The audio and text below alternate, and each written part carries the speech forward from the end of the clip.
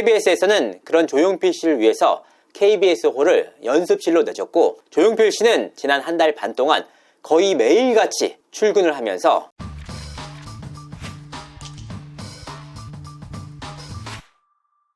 시청자 여러분 안녕하세요, 이진호입니다. 3시간이 순삭이었다. 내 인생 최고의 공연이었다. 이 말 결코 그냥 나온 수식어가 아니었습니다.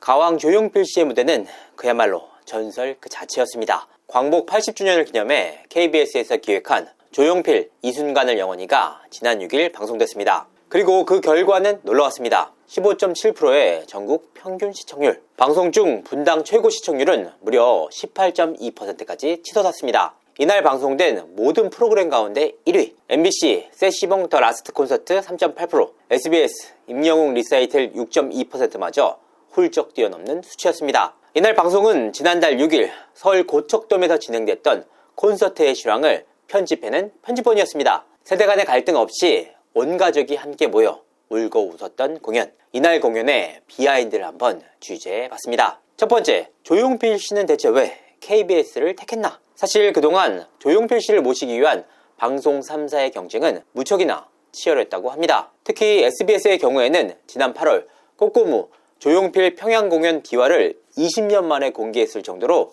조용필 씨에 대해서 남다른 애정을 드러내기도 했습니다. 그럼에도 조용필 씨는 SBS가 아닌 KBS를 택했는데요. 여기에는 두 가지 이유가 있었습니다. 먼저 조용필 씨의 의지였습니다. 조용필 씨는 1950년생으로 올해로 75세의 나이입니다. 아무리 가왕이지만 나이가 들어감에 따라 자연스럽게 목소리가 노화되는 현실이 있었습니다. 가왕 조용필 씨 역시 세월의 흐름만큼은 피해갈 수 없다는 의미이기도 했는데요. 이런 상황이기에 조용필 씨는 더욱더 목소리가 조금 더 좋을 때 대중들에게 자신의 노래와 공연을 선보이고 싶다는 욕심이 있었습니다. KBS가 대한민국을 대표하는 방송국이자 대한민국 국민들이 가장 손쉽게 접할 수 있는 방송국이기에 KBS를 택했습니다. 실제로 조용필 씨는 이날 콘서트를 통해서 사실 TV에 나오는 게 익숙하지 않다. 지금 아니면 여러분들을 뵐 기회가 많지 않을 것 같았다.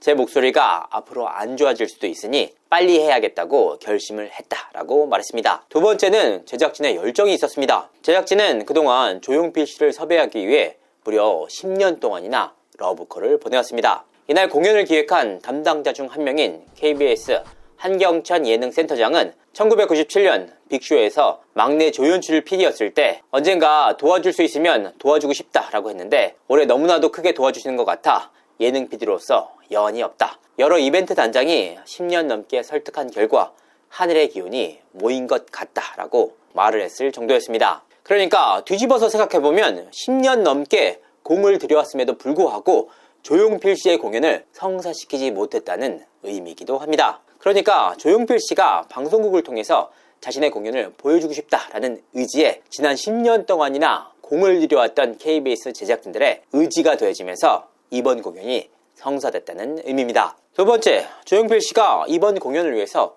특별히 준비한 것이 있을까? 제작진들이 이번 공연을 준비하면서 조용필 씨에게 가장 놀랐던 두 가지가 있었다고 하는데요. 먼저 첫 번째는 바로 조용필 씨의 노력과 열정이었습니다. 사실 조용필 씨가 대한민국 가왕이라고 불릴 정도로 히트곡도 많고 그간 얼마나 많이 이 히트곡을 불러왔습니까? 그럼에도 조용필 씨는 결코 현실에 안주하지 않았습니다. 최고의 공연을 선사하고 싶다는 일념하에 9월 6일 콘서트 전부터 약 한 달 반 동안 거의 매일같이 연습을 거듭해왔다고 합니다. KBS에서는 그런 조용필 씨를 위해서 KBS 홀을 연습실로 내줬고, 조용필 씨는 지난 한 달 반 동안 거의 매일같이 출근을 하면서 자신의 목소리를 가다듬었습니다. 조용필 씨가 이번 공연을 위해서 얼마만큼의 노력을 기울여 왔는지 엿볼 수 있는 일입니다. 또 한 가지는 바로 조용필 씨의 태도였습니다. 조용필 씨는 지금 가요계에서 모두가 선생님이라고 모시는 명실상부한 가요계의 산 증인이자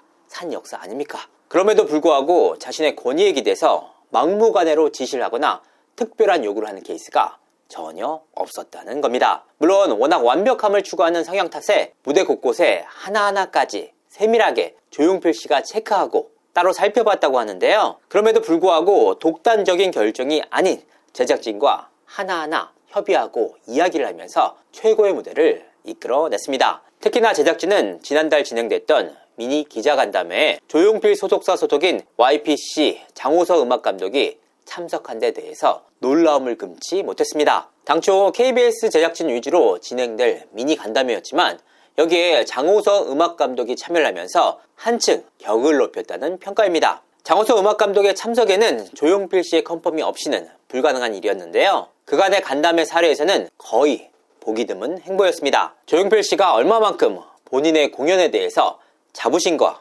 책임감을 갖고 있는지 엿볼 수 있는 행보였습니다. 그렇다면 8일 방송될 다큐멘터리 역시 사전에 준비된 다큐였을까? 그렇습니다. 이 부분 역시 지난 공연들과 차별화되는 선택이었는데요. 실제로 고척돔 공연 역시 방송과 병행하며 공연할 수 있는 18,000석의 좌석을 꽉꽉 채웠습니다. 무엇보다 이 공연 자체를 무료로 진행했다는데 더욱 큰 의미가 있었습니다. 조용필 씨의 목표가 뚜렷하게 드러나는 대목이었는데요. 돈이 목표가 아니다. 더 많은 사람들이 자신의 노래와 공연을 즐기고 싶다라는 욕심이 있었다는 겁니다. 제작진 역시 편집할 곡이 하나도 없었다면서 당초 방송보다 20분 더 확대 편성을 하면서 보조를 마쳤습니다. 이런 상황이다 보니까 조용필 씨 다큐 역시 사전에 철저하게 준비가 돼서 보다 많은 사람들이 실황을 즐길 수 있도록 준비가 됐다고 합니다. 그렇다면 무대를 마친 조용필 씨의 심경은 어땠을까? 조용필 씨가 아무래도 나이가 있다 보니 몸 상태가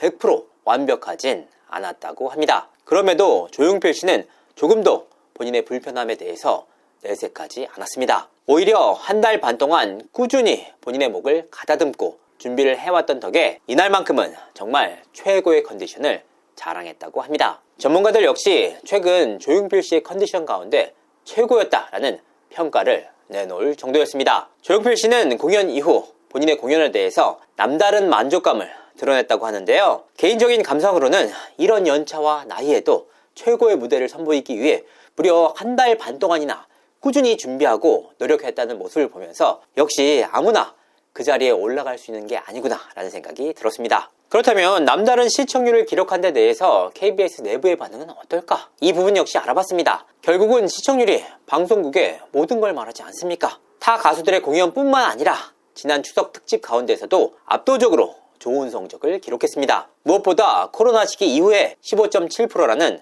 압도적인 시청률에 내부 반응 역시 고무적이라고 합니다. 단순히 시청률을 넘어서 보더라도 대한민국 가요사의 한 획을 그은 거장과 함께 이번 공연을 기획했다는 자부심과 만족감이 함께 있었다고 하는데요.